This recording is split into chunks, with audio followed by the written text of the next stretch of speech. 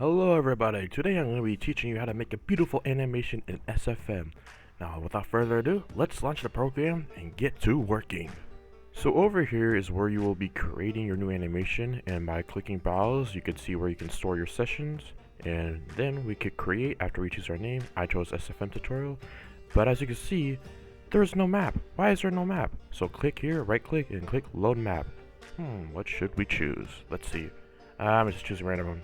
Arena Granary. And it's going to load up, but once it does, you'll be seeing a beautiful map. And here we are. We're on the beautiful map of Granary. We are in our Rourke camera area, as you can see. Although you would usually on default have 2 camera viewports, although I just keep it 1 to be clean. But sadly you can't edit or do anything with this camera, so over here we're going to create a new scene camera, and then we're going to switch the viewport to the camera 1. And as you can see, we have our new camera. It spawns at the 0, 0 position, so that's why it's all the way over here on this side of the map. But we are going to scroll and then go all the way down to here. And this is where we'll be placing our model and creating our animation. I'm going to click save real quick, but you might be wondering, how does one even import a model? Well, we add to the plus side and then create animation set for new model. And, oh, Sniper is here already, so I'm just going to use him. Now I'm gonna just real quick switch back to my work camera by clicking on it, and by going to our animation tab and holding control we can select the root transform, and then we can move him around and we can place him wherever we want. I'm gonna just place him on this target patch right here, because why not?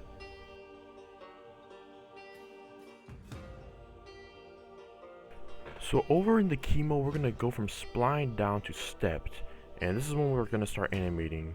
Select the whole sniper model and delete this keyframe, and by pressing M we can create a new keyframe for everything in the model that will be moving, because it just helps with animation and making sure it doesn't stay static. We are going to move and reposition our sniper model.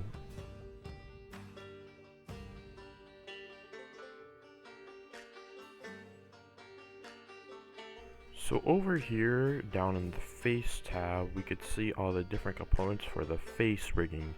And we could go select those, and you could see this is the upper face, this is the mid face, this is the lower face, which controls the lower face, and this is the tongue, which controls the tongue. So I'm going to go to the upper face, and then I'm going to use all these sliders to move the sniper's facial expressions.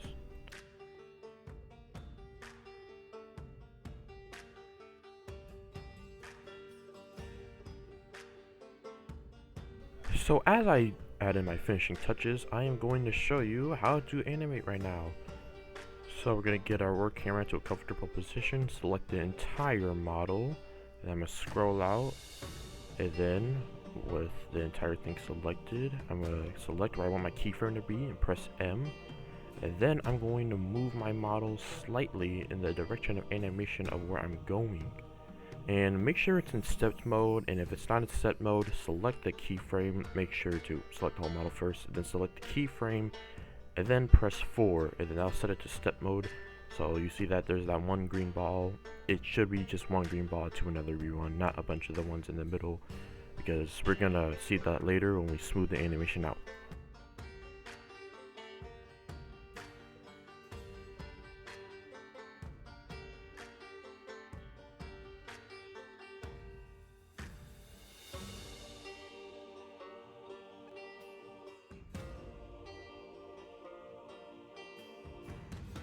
And as of right now, I'm going to switch back to my camera 1, and then I'm going to switch to my clip viewer.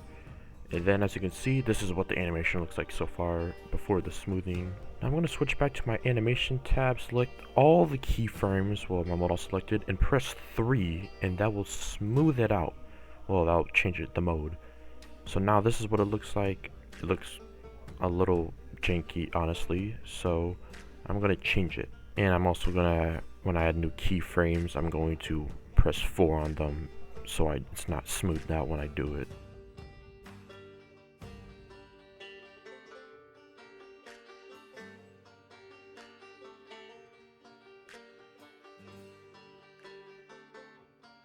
Okay, I'm just smoothing it out, and after adding some better bouncing in the animation, we got this animation. It looks so much better. Booga! Speaking of Booga, that's what I'm going to make him say. So next, we're going to do audio. Now to add audio, what we're going to do is, well, first just go back to the clip editor and under sound, right click and then add clip to track in whichever track you want, in dialogue, music, or whatever. And we're going to search for a sniper voice line. Need bagger. That's the one I want. So it's gonna play. We're gonna drag it to whichever point you want it to be. Well, obviously his lips aren't moving. So next we're gonna do is facial animation, which we already did. But I'm gonna show you a clip that a trick that I use. What I like to do is I like to just delete the keyframes in the face area specifically, and then just have them on their own separate keyframes because I think it's easier and more manageable. And we're gonna animate the facial expressions.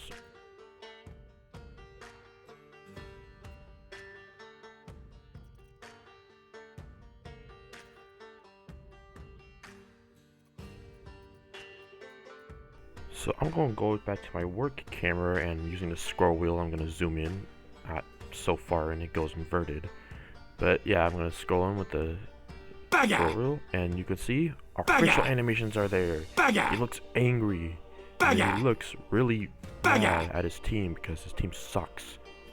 It's realistic TF2. So the next thing we're going to do is work on the camera. So we're going to just save it quick.